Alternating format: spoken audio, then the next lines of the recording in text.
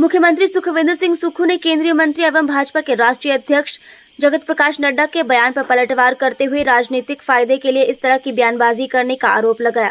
उन्होंने कहा कि हरियाणा और जम्मू कश्मीर विधानसभा चुनाव में फायदे के लिए ऐसी बातें की गई। जेपी नड्डा ने कहा कि केंद्र के बगैर हिमाचल एक दिन भी सरकार नहीं चला सकता। सीएम ने कहा कि टैक्स पर हिमाचल का भी हक है, केंद्र राज्य को कोई खैरात नहीं देता है। मुख्यमंत्री ने कहा कि जो टॉयलेट टैक्स हिमाचल की पूर्व बीजेपी सरकार ने होटलों पर साल 2018 में लगाया था, उसे लेकर भारतीय जनता पार्टी ने जनता के बीच झूठ फैलाया है। सुक्खू ने कहा कि हरियाणा में बीजेपी से जनता की नाराजगी कांग्रेस को सत्ता में लाने के लिए काफी है। वो हरियाणा चुनाव में गए थे, भाजपा के 10 साल के शासन में जनता में नाराजगी ही नाराजगी है। वो हमने अपने संसाधनों से पैदा किया और उन मेडिकल कॉलेजों को पूरा करवाया है। आज जो आईजीएमसी में हम स्टाफ नर्सेज दे रहे हैं, टांडा मेडिकल कॉलेज में डॉक्टर दे रहे हैं, स्टाफ नर्सेज दे रहे हैं, वो सब हम अपने संसाधनों से पूरा कर रहे हैं। नड्डा जी को ये बयान शोभा नहीं देता कि वो इस प्रकार की बात करें।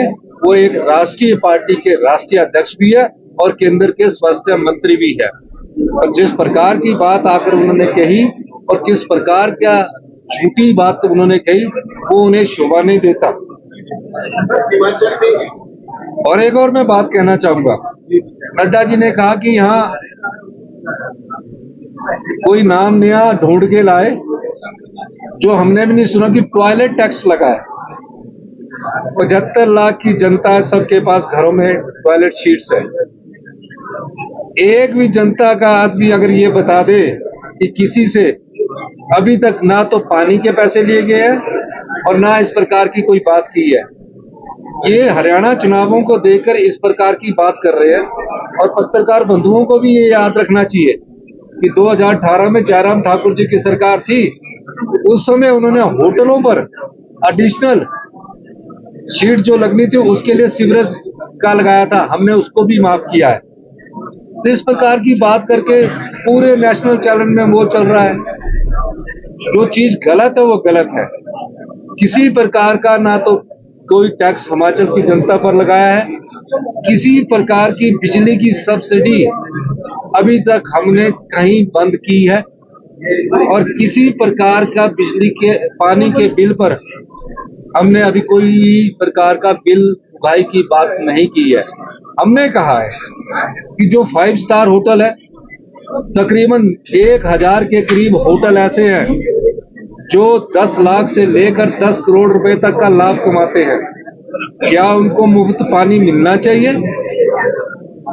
क्या उन होटलों को मुफ्त बिजली मिलनी चाहिए? क्या उन होटलों को मुफ्त बिजली की सब्सिडी 1 रुपया मिलनी चाहिए? हमने उसको कम किया है। आम जनता पर अभी हिमाचल प्रदेश की अभी तक कोई पानी का बिल नहीं भेजा गया है और ना ही कोई बिजली के बिल में अभी कटौती की गई है। इस प्रकार की बात करके बिना पढ़े लिखे आके बोलना कि ये लग गया वो लग गया। मैं देख रहा हूँ जब से कांग्रेस पार्टी की द्वारा से 40 सीटें आई है, वो व्यक्तिगत तौर पर आक्षेप लगा रहे हैं। कभी ईडी के छापे नदौन में करवाते हैं, कभी कुछ आकर यहाँ करवाते हैं। इन प्रकार की राजनीति से बचना चाहिए।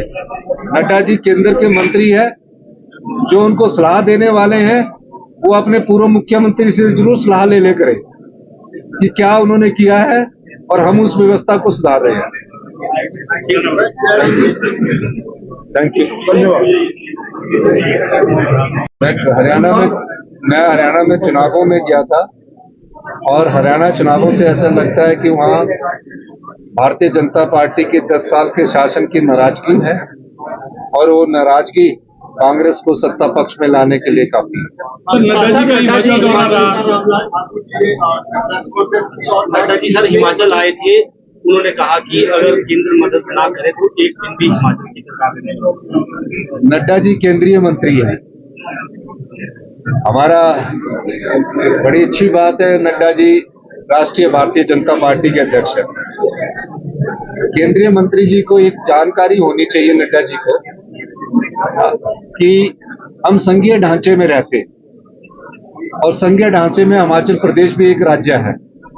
जो उन्होंने कहा कि अगर केंद्र मदद ना करे, केंद्र कहां से टैक्स उगाही करता है?